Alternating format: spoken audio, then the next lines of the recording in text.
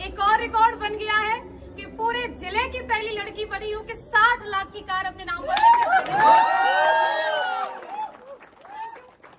Audi लोगों के लिए एक नाम हो जाएगा कि हाँ वही कोई लड़की कार ले आई होगी, लेकिन मेरे लिए सिर्फ ये कार नहीं है सिर्फ ये कार, क्योंकि सपने से भी ऊपर है ये जगह है। जब गुरुजी पर्दा हटा रहे थे तो मैं अंदर से फील कर रही थी ये मेरी है। मैं कई बार अंदर से कह रही थी मेरी है। रात भर मैं सोई नहीं हूँ ये बिल्कुल सत्य है, मैं बिल्कुल नहीं सोई। मैं सुबह 5 बजे का अलार्म लगाई थी, जल्दी जगना था। अलार्म तो मुझे जगाया ही नहीं है, आज मैं अलार्म को जगाई हूँ। पूछ रही हूँ आप कहाँ पहुँचे। सारी चीजें आज अच्छी हैं, बढ़िया हैं। क्यों है? सिर्फ उसके पीछे एक कारण है, हमारी असली पीएस वेलनेस जैसी महान संस्था और इसके संस्थापक की एक नेक नियत, एक अच्छी सोच। हमारे CUNMD Mahaguruji mister Sanjeev Kumar sir, मैं कहूंगी अरे होंगी बहुत सारी ऑर्गेनाइजेशन जो कि काम करती होंगी डायरेक्ट सेलिंग में, लेकिन पूरी डायरेक्ट सेलिंग के अंदर एक असली पीएस वेलनेस और पूरे डायरेक्ट सेलर्स के लिए महानायक बन के खड़े हमारे CUNMD mister Sanjeev Kumar sir के लिए एक बार जोरदार। शायद कुछ संकोच होता इस कार को लाने में, लेकिन कोई संकोच नहीं हुआ क्योंकि वो वुमेन वेलफेयर फंड का 5 लाख एक्स्ट्रा गुरुजी दे दिए। बहुत बड़ा सहयोग लगा, क्योंकि लोगों को लग रहा है कि 5 लाख रुपए अमाउंट क्या, लेकिन पूछिए उनसे जो 30,000 रुपए महीने की तनख्वाह लेते हैं, पूरा 30 दिन ड्यूटी करते हैं, तब जाके उनको 30,000 आता है। लगभग उनकी 1.5-2 साल की इनकम तो माँ गुरुजी ने एज ए वेलफेयर फंड मुझे दे दी। क्यों? क्योंकि तुम लड़की हो। फिर हमारे अंदर से भी जज्बा जुनून आया कि नहीं भैया, जब 14 लाख की चल सकती तो 60 लाख की भी चलेगी। अब माँ गुरुजी अगर 5 लाख एक्स्ट्रा दिए तो उसको सही ठिकाने पे लगाना पड़ेगा क्योंकि अभी और कमाना है। सारा कुछ बढ़िया है, बहुत ही अच्छा है। मैं जो बोलना चाह रही थी शायद मैं बोल ही नहीं पा रही हूँ क्योंकि खुशी का कोई ठिकाना नहीं है। बोलिए। आज महागुरु जी पहली बार ये कह रहे हैं बोलिए, नहीं तो हर बार ये होता है कम बोलिए। टाइम नहीं है, अभी आपके बाद और भी खड़े हैं और उनको बोलने दीजिए। लेकिन ये अवसर भी असली पीएस वेलनेस में तब आता है। महागुरु जी एक बात बोलते हैं, मैं महागुरु जी की बात को रिपीट कर रही हूँ यहाँ पर, कि हम सभी किस्मत वाले तो हैं क्योंकि हम सबको सेम प्लेटफॉर्म मिल गया है, लेकिन हर वो व्यक्ति सफल नहीं होगा जो ज्वाइन कर लिया। क्यों? क्योंकि किस्मत वाले सभी हैं लेकिन सेम मेहनत नहीं करते। किस्मत से प्लेटफॉर्म मिल गया है, अगर हम मेहनत करते रहेंगे तो हम यहाँ तक जरूर आएंगे।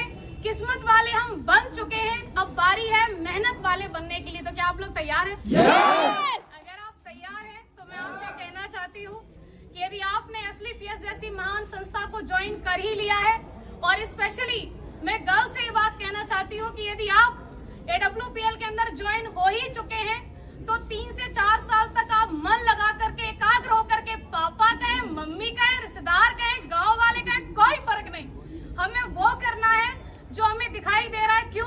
क्योंकि वो लोग अपनी जगह पे सही हैं। मेरे पापा ने कभी पढ़ाई के लिए नहीं रोका, मैं आपके सामने खड़ी हूँ।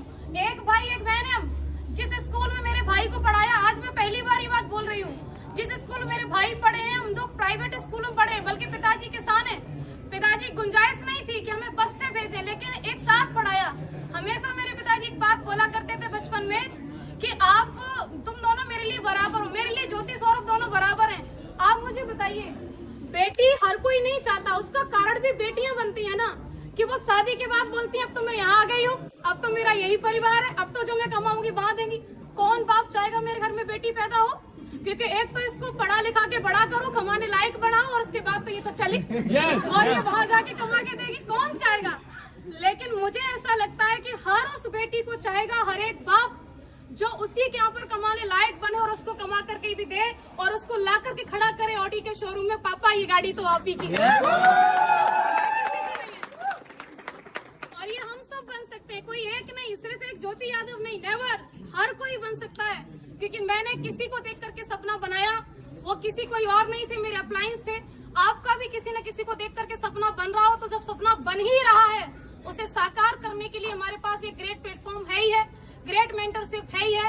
उसके बाद मैं उन लोगों से कहना चाह रही हूँ कि जो लोग आज असली पीएस में ज्वाइन है और कहीं न कहीं है, सुन तो रहे होंगे आप, ये बात तो क्लियर है, और जो अभी मन बना रहे हैं, आप लोग देखते बहुत हो, ये आपकी बहुत कमी है कि आप सिर्फ देखते ही रहते हो। आप देख रहे हो तो मैं कहूंगी डिसीजन लीजिए, और अगर डिसीजन ले लिया है तो 3 से 4 साल तक मन लगा करके आप काम कीजिए। अगर आप 3 से 4 साल तक मन लगा के काम करती हैं, स्पेशली फॉर गर्ल्स, आपने ज्वाइन कर लिया है WPL को और आप 3 से 4 साल तक काम कर सकती हैं, तो आप भी शादी से पहले ऑडी लेके आ सकती हैं। Thank you. अगर हमें चाहिए तो हमें काम करना होगा, हमें यहाँ पर मन लगा के लगे रहना होगा। और आज मुझे अवसर मिला है मेरे अप्लायंस को भी सुनने का। मैंने बहुत बोल लिया तो शायद मैं सब कुछ नहीं कहने वाली थी, और मैं रियली थैंक्स करना चाहूंगी अगेन सभी मेंटर्स का, SLPS वेलनेस का, रिजल्ट ओरिएंटेड प्रोडक्ट का, क्योंकि अगर प्रोडक्ट इतने अच्छे नहीं होते तो मैं किसी को एक बार दे सकती थी लेकिन दोबारा कभी डिमांड नहीं होती। लेकिन प्रोडक्ट इतने यूनिक मैं दी एक को, लेकिन 10 से डिमांड आई, रिजल्ट की वजह से आई। और सबसे बड़ा धन्यवाद आप सभी लोगों का, क्योंकि आम दिन को आप सभी ने खास बना दिया अपनी मौजूदगी दर्ज करावा करके। क्योंकि लखनऊ के अंदर लास्ट में एक बात छूट रही थी, गुरुजी कह दूं क्या? मुसीबतें रियली में बहुत आती हैं। जो लोग मुसीबतों का पल्लू पकड़ के बैठे रहते हैं वो घर ही रहते हैं। जो लोग औरतों के लिए एक बात बोलते हैं कि अगर ऐसे ही हो तो चूड़ियां पहन के बैठ जाओ, उनके लिए मैं ये बात कहना चाहती हूँ, चूड़ियां सिर्फ औरतों के हाथ में नहीं होती। कई सारे मर्द जिनके हाथ में दिखती नहीं है लेकिन होती है, लेकिन होती है। चूड़ियां किस बात की? चूड़ियां उनके परिवार के बंधन की बताते हैं, चूड़ियां उनके नाम की बताते हैं। अरे मेरी रेपुटेशन का काम नहीं, चूड़ियां उनकी नौकरी की बताते हैं। ये सब चूड़ियां ही है और क्या है? आपको एक 50,000 की इनकम से कोई व्यक्ति 100 करोड़ का बिजनेस प्लान दे रहा है और आप कह रहे हो नहीं हमारे पास तो परेशानी है, हमारे पास तो मरने का टाइम नहीं है, हर जगह मुसीबत है। ये गाड़ी आपको क्या लग रहा है ऐसे ही आ गई? नहीं, लड़के होके गाड़ी ले आए। कैसे? मेरे साथ ही हुआ। मेरा लोन बिल्कुल क्लियर, बुजुर्ग है वो जिन्होंने मेरा लास्ट में आके कैंसिल किया, मैं बता रही हूँ आपको। गुरुजी अगली साल उनका रिटायरमेंट है, BOI में है वो। फाइल हमारी पहुंची क्योंकि 50 लाख वाला जो वैसे ना वो दूसरी बैंक होती है वहाँ रेफर किया जाता है। उनका पहला सवाल, आपके पास पहले से गाड़ी है? हमने बोला हाँ। आपकी किस्त बराबर चली? बोले हाँ। सिविल कितनी है? 806 करके मेरी सिविल थी।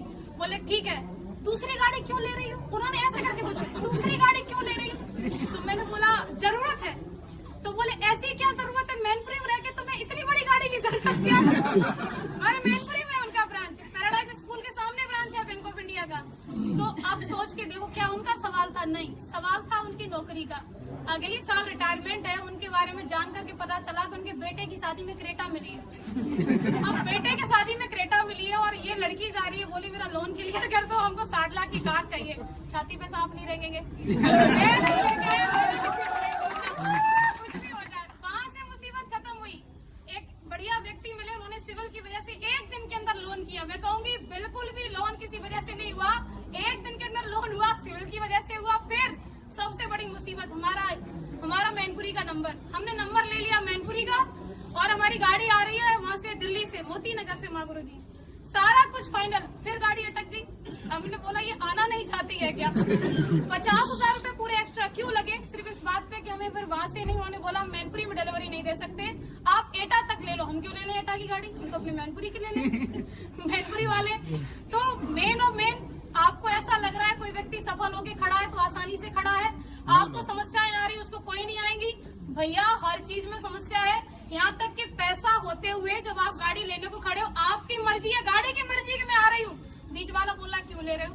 तो तीसरे को भी दिक्कत हो सकती है। दिक्कतों के ऊपर कभी फोकस नहीं करना है, फोकस हमेशा लक्ष्य के ऊपर। मेरी बात सिर्फ इतनी है कि आज अगर मैं यहाँ खड़ी हूँ तो सिर्फ इसका एक कारण है कि मैंने हमेशा मेरे अप्लायंस की उपलब्धि को देखा कि आज वो किस पायदान पे पहुंच रहे हैं। मैंने नहीं देखा उन लोगों को जो लोग मेरे अपने थे लेकिन वो किसी न किसी ऐसी जगह पर थे जो उतनी बड़ी सोच नहीं रखते थे। मैंने सिर्फ उनको देखा जिनकी सोच बड़ी थी, जिनकी उपलब्धि बड़ी थी, क्योंकि मुझे वहीं तक जाना था जहां तक का मुझे वो रास्ता दिखा रहे थे।